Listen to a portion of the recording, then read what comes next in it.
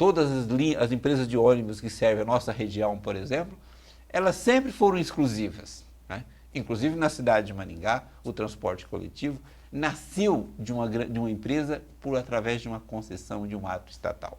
Então aquela noção equivocada que nós temos que a pequena empresa que vai se tornando grande e vai sufocando as outras empresas, é uma visão que pode até servir dentro de uma determinada explicação marxista, mas que não coincide com a realidade. E como é que essa ordem de mercado produziu tanta riqueza? A ordem de mercado produziu tanta riqueza exatamente no momento em que ela foi se liberando, que ela foi se impondo, melhor dizendo, né? Na medida que a sociedade vai eliminando as restrições mercantilistas. E, evidentemente, a sociedade vai realizando essas transformações. No caso, na Inglaterra, ocorre a chamada Revolução Industrial. Esse processo da Revolução Industrial que se dá a partir da substituição do trabalho artesanal pelo trabalho manufatureiro e do trabalho manufatureiro pelo trabalho industrial. E qual é a questão, né, que possibilita essa multiplicação da capacidade produtiva? Quem leu lá o primeiro capítulo do Adam Smith, A Divisão do Trabalho, do livro primeiro, da obra A Riqueza das Nações, viu como o Adam Smith descreve a divisão do trabalho. É bom lembrar que o Adam Smith não é o teórico da divisão do trabalho, o Adam Smith não é o teórico da manufatura, todas as coisas já existiam e o Adam Smith apenas observa numa pequena fábrica como é que se dá o processo de produção. O processo de produção manufatureiro comparado com o processo de produção artesanal, Adam Smith observa que o trabalhador na manufatura ele consegue produzir 240 vezes mais do que produziria um hábil artesão em uma oficina produzindo artesanalmente os bens. Pegando o caso do alfinete, ele diz, um bom artesão fabricaria 20 alfinetes por dia. Esse trabalhador, na forma do trabalho subdividido, ele teria capacidade de produção, numa pequena manufatura, de 4.800 alfinetes por dia. Logo, a sua capacidade produtiva multiplica 240 vezes.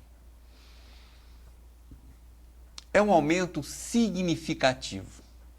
O título do primeiro capítulo do Adam Smith é a divisão do trabalho. O terceiro capítulo é a divisão do trabalho delimitada pela extensão do mercado. Ele vai mostrando como é que a divisão do trabalho possibilita a multiplicação do trabalho de cada operário. Consequentemente, quanto mais amplo for o mercado, mais produtivo poderá ser cada trabalhador. Se no exemplo que o Adam Smith dá, cada trabalhador multiplica em 240 vezes a sua capacidade produtiva, se o mercado for mais amplo, for maior, ele poderá multiplicar a sua capacidade produtiva, sei lá, para 300 vezes, 400 vezes o que seria possível a produção de um trabalhador executando as tarefas da forma artesanal.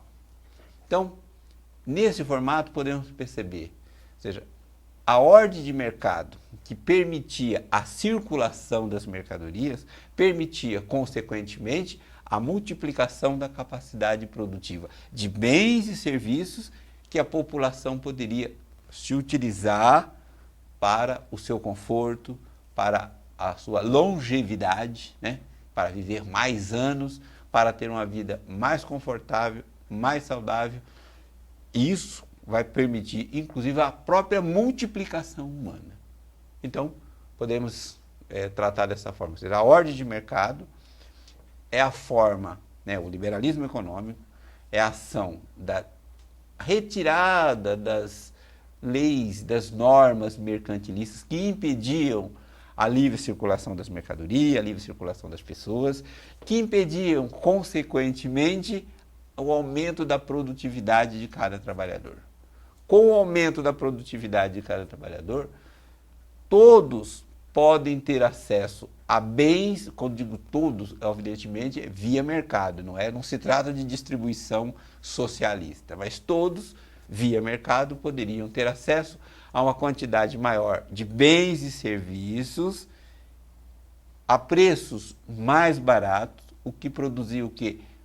inclusão no consumo. Para usar um termo da moda, né? O desenvolvimento capitalista produzia inclusão social. Ocorre que, dada a nossa formação, a literatura, né, que serviu de base para a formação de quase todo mundo, de quase todos nós temos uma visão extremamente equivocada do que seja a sociedade capitalista.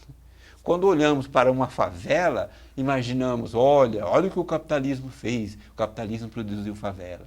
Quando olhamos para aquelas imagens que aparecem de países asiáticos, africanos, situação de miséria, entendemos, e os nossos professores inclusive colaboram para isso, né? Entendemos como aquilo sendo o resultado do capitalismo. Quando na verdade aquilo é o oposto, aquilo é a ausência do capitalismo, porque o capitalismo, a ordem de mercado, ela produz circulação de mercadorias, ela otimiza a capacidade produtiva de cada segmento, de cada trabalhador, e produz o oposto da escassez. Ele produz abundância de bens e serviços, e os produtos, bens e serviços, cada vez se tornam mais acessíveis, cada vez se tornam mais baratos e, portanto, mais pessoas podem consumir aqueles produtos que estão à disposição. E aí volto na questão inicial que eu estava colocando, baseado na obra do Mises. Este que lidera o mercado, o empresário que lidera um segmento de mercado, ele só vai continuar liderando o segmento de mercado se ele continuar oferecendo bens e serviços com qualidade, com preços baixos, e ainda tem que ficar de olho porque sempre tem no seu calcanhar um novo produtor que apresenta ao mercado o mesmo produto que ele está oferecendo a um preço melhor e com uma qualidade melhor. Além disso, ainda tem o fato de que a liberdade econômica, a liberdade dos indivíduos propicia a produção, né, a invenção de novos bens, de novos produtos que muitas vezes substituem aqueles bens que são consumidos pelo mercado. Então, na ordem capitalista, na ordem de mercado, na sociedade de livre mercado, o mais livre possível, né? Cada produtor, cada empresário tem que estar atento, procurando se esmerar cada vez mais, porque está sempre sujeito à concorrência dos seus pares, que poderá colocá-lo em situação ruim, né? Então, fechando essa aula, lembrando que é preciso, ao analisarmos o capitalismo, analisarmos a ordem de mercado, termos uma outra perspectiva do que aquela que tradicionalmente estamos acostumados.